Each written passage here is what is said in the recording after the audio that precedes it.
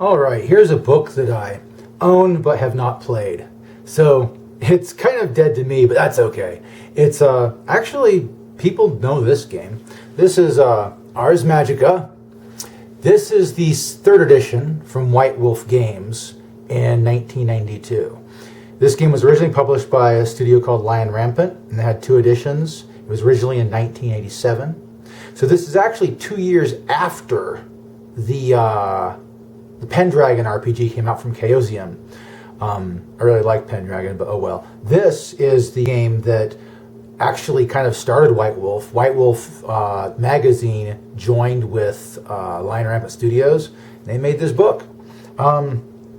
This actually got tossed back to Wizards of the Coast after a bit, and then it got bought by Atlas Games. And Atlas Games is the producer of Ars Magica ever since. Well, kind of ever since. I mean, the fifth edition was in 2004, and there haven't really been many editions since. So it's there. It's a role-playing game you can pick up and play, but it's not like commonly being produced. The fourth edition is weirdly enough available on a free website. I think Steve Jackson Games hosts that one. But the deal is that Ars Magica is kind of a fun RPG for people who are into historical stuff but still want magic kicking around. This is about mythic Europe. It's Europe from the perspective of the medieval ages. So a lot of the stuff we know as scientific people does not show up in Ars Magica. In fact, the magic system they have in here literally runs off the fact that there are a lot of things that medieval people didn't know, so magic works in certain ways. Like oftentimes disease is considered part of a demon's possession. And so you'd have to use demon, castigation powers to get rid of the demon. Funny, right? What's really hilarious is the front cover. I'm not a huge fan of the art because it gives you, first of all, it shows this mage guy defending his little Templar friend, but it gives the impression that you are the demon on the front cover, which is hilarious because demons are like one of your two natural enemies in this setting. Unlike a lot of other RPGs, the demons are a primary enemy in this game. They are not something you want to treat lightly or banter with constantly. If you're constantly making pacts with demons in Ars Magica, bad things are going to happen to you. Let's go over some basic details about the RPG. Like I said, I've never played it before. I've read it.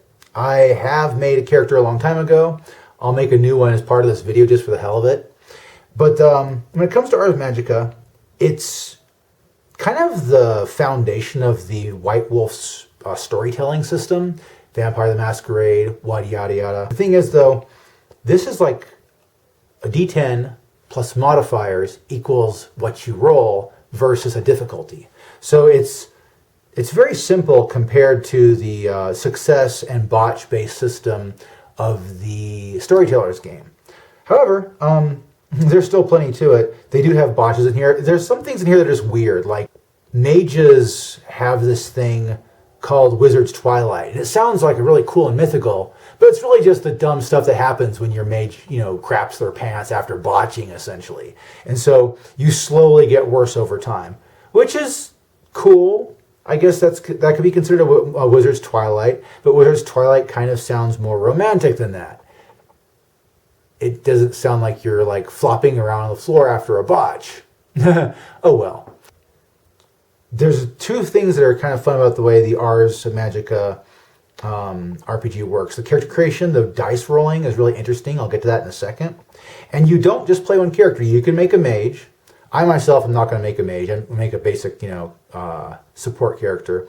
You have mages. You have custos, that is like companions of the mage. Then you have grogs. Yes, grogs. And grogs are like your basic common folk that help you out. And in the game of Ars Magica, if your mage is off doing something, you can play one of the grogs or custodes that are hanging around the mage. So one thing that's kind of funny about this, let me open it up and show you for a little bit. My first pages are falling apart. There's some basic, here's falling out.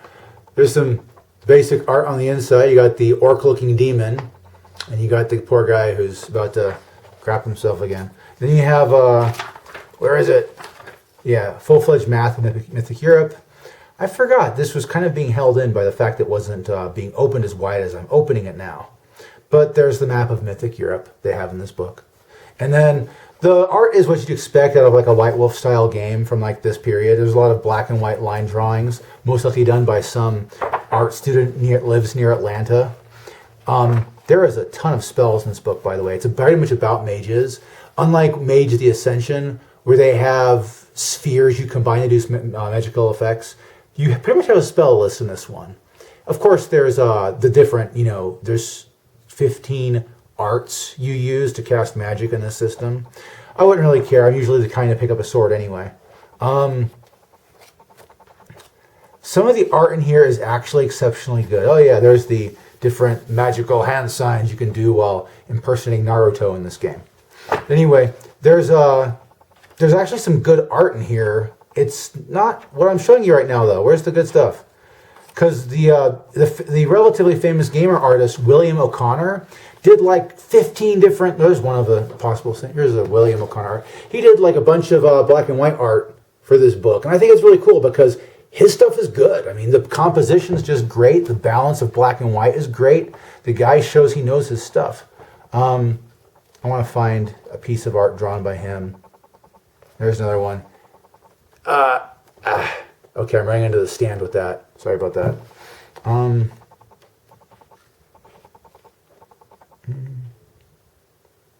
There's like a mage hanging out next to a gravestone. It's pretty cool. So there's the William O'Connor art I'm talking about. Most of it's just the typical, line art you expect from White Wolf games. Plenty of that. No reason to, shut it down. And then you have this, the character sheet. Very typical of White Wolf character sheets. It's got the border. It's got that top banner. It's even got the basic health system on the bottom. So there's your basic Ars Magica character sheet there.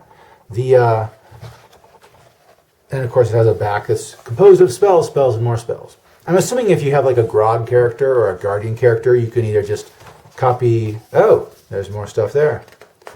A full 4-page character sheet. You know what? I don't look too closely, do I?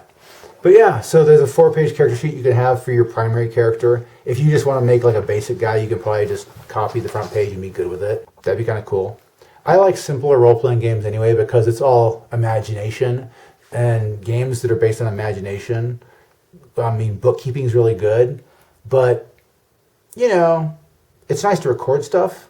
But sometimes you want to keep it simple for, the purpose of not swamping the flow of the story you're imagining to people. Anyway, this is, here's the back cover. Very simple. White Wolf. This is Ars Magica, 3rd edition. And I'm going to go ahead and run through some really quick character creation. According to the Ars Magica character creation, someone else rolls a dice, and you roll a dice. You subtract their D10 roll from your D10 roll. Straight D10s, nothing else. Well, to be fair, what you can do is just make 2 different dice. We know which one's going to be my high roll, and the other one's going to be, hopefully, the other, player's low roll. We get to pull out of my D10 collection here.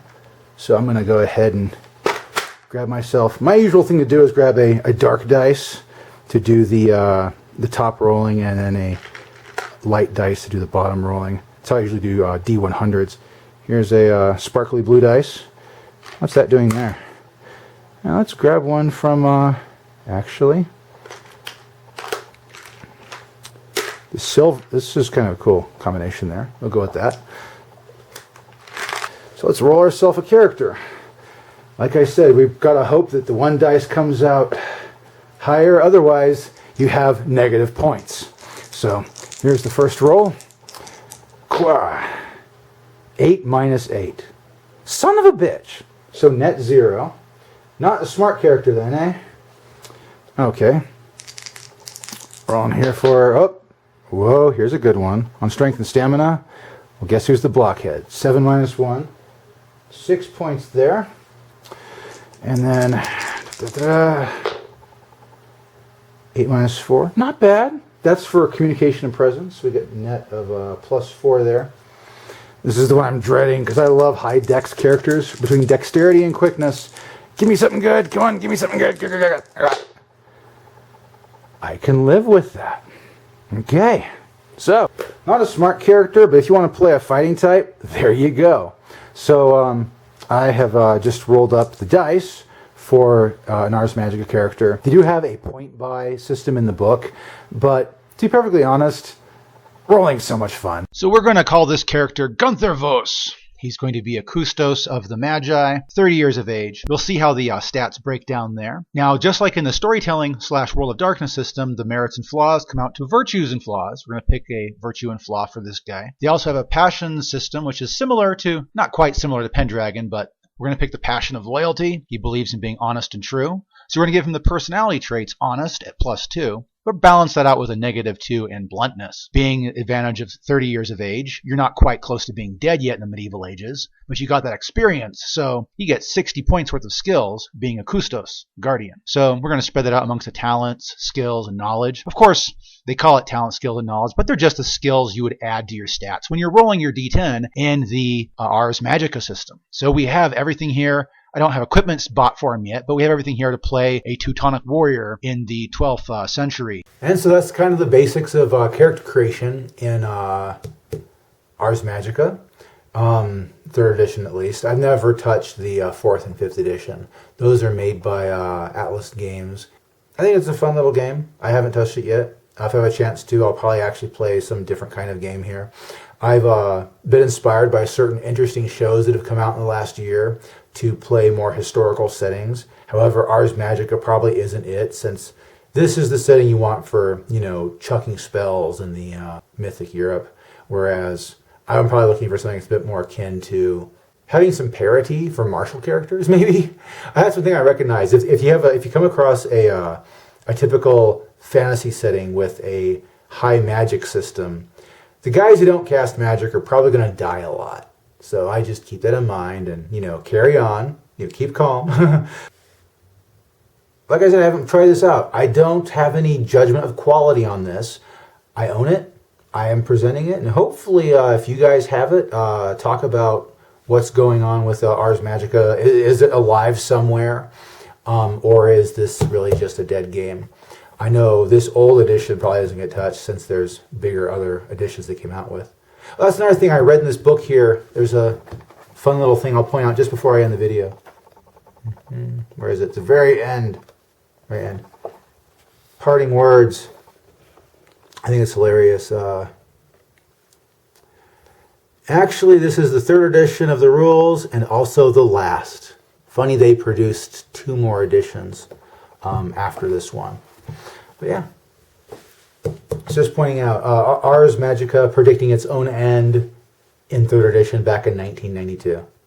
So if you enjoy the game, go ahead and comment about it and tell me what's going on. And I'll be glad to hear about the adventures you've had under playing Ars Magica.